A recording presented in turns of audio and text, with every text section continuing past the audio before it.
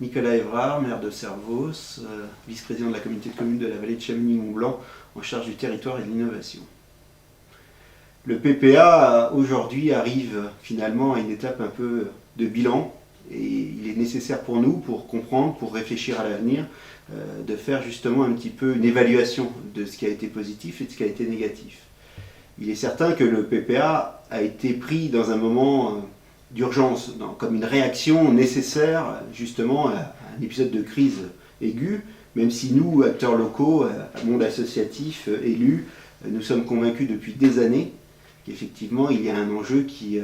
dépasse nos politiques locales, d'intervenir justement sur la qualité de l'air dans la vallée de l'Arve. C'est vrai que la vallée de Chamonix s'est toujours beaucoup mobilisée, la commune de Servoz a toujours été également en première ligne du combat aux côtés de la RSMB, aux côtés des associations pour la qualité de l'air dans la vallée, et effectivement aussi contre un élément qui pour nous reste un élément emblématique justement, c'est le fret international et les questions de transport. Ce bilan du PPA, il est mitigé. Il est intéressant parce qu'il est une première, et on sent d'ailleurs aujourd'hui qu'il est plutôt envié, copié. Il intéresse d'autres collectivités. Effectivement, au-delà de la vallée de l'Arve, Annemasse, Annecy, Chambéry, Grenoble sont intéressés, et donc le PPA fait école. Et ça, c'est évidemment positif. Au-delà de ça, il est pour nous absolument nécessaire de se dire que ce processus, eh bien, il peut être largement amélioré dans sa gouvernance. C'est-à-dire qu'aujourd'hui, dans sa partie de suivi, mais aussi dans sa partie opérationnelle, le PPA reste encore quelque chose de relativement compliqué, de peu lisible, entre évidemment l'intervention du préfet, de la préfecture, dans les décisions, dans un certain nombre d'orientations, mais également du SM3A, qui est la structure qui accueille un certain nombre d'actions, notamment le fonds Herbois, ou le rôle des différentes collectivités, notamment des communautés de communes. Eh bien, on a parfois sans doute un phénomène un peu, comment dire, demi-feuille,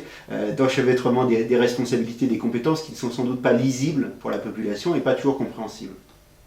Et je pense qu'il faut améliorer ça, parce que aujourd'hui, cette action opérationnelle, elle doit être évidemment le fait des collectivités locales, des communes, des communautés de communes, mais aussi, je crois, donner une responsabilité, une capacité d'action aux associations locales qui sont, comme la RSMB ou comme d'autres, particulièrement investies dans des projets, dans des idées, et de leur donner peut-être des moyens de diffuser ces idées, et puis peut-être même de porter effectivement ces projets. Je pense à beaucoup de réflexions qu'on a par ici sur les transports, sur le vélo, voilà, qui sont évidemment des choses qu'il faut continuer et construire. Ce bilan sur la gouvernance, il est aussi un bilan mitigé, même si je veux le voir d'un côté évidemment positif, c'est le fonds Herbois qui a permis la rénovation déjà de beaucoup d'outils finalement du chauffage quotidien, de se dire qu'effectivement voilà, il y avait besoin d'améliorer les équipements des uns et des autres, mais peut-être que ce n'est pas encore allé jusqu'au bout de la démarche et que ces processus, dont nous en portons d'ailleurs d'autres au niveau de la vallée de Chamonix, eh bien, sont souvent complexes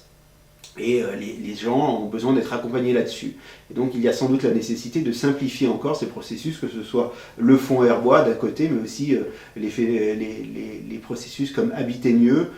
TEPO, STEPCV, qui sont évidemment pertinents pour la rénovation énergétique des bâtiments, qui fonctionnent bien mais qui sont complexes. Donc comment à terme les simplifier?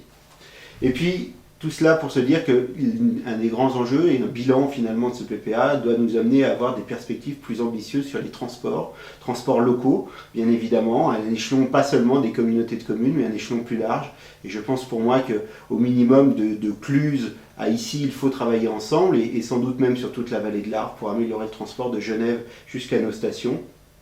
mais également sur le fret international. Et ça, cet échelon-là, il ne peut pas se traiter simplement à l'échelon de la Haute-Savoie ou de la vallée de l'Arve, il doit être traité au niveau de l'arc alpin au minimum, et c'est donc bien un enjeu européen pour mieux réfléchir au fret international, au flux de transport routier, et effectivement ces alternatives, notamment maritimes, mais peut-être pas seulement. Le rail reste évidemment l'enjeu à défendre pour les années à venir dans les Alpes et pour traverser les Alpes.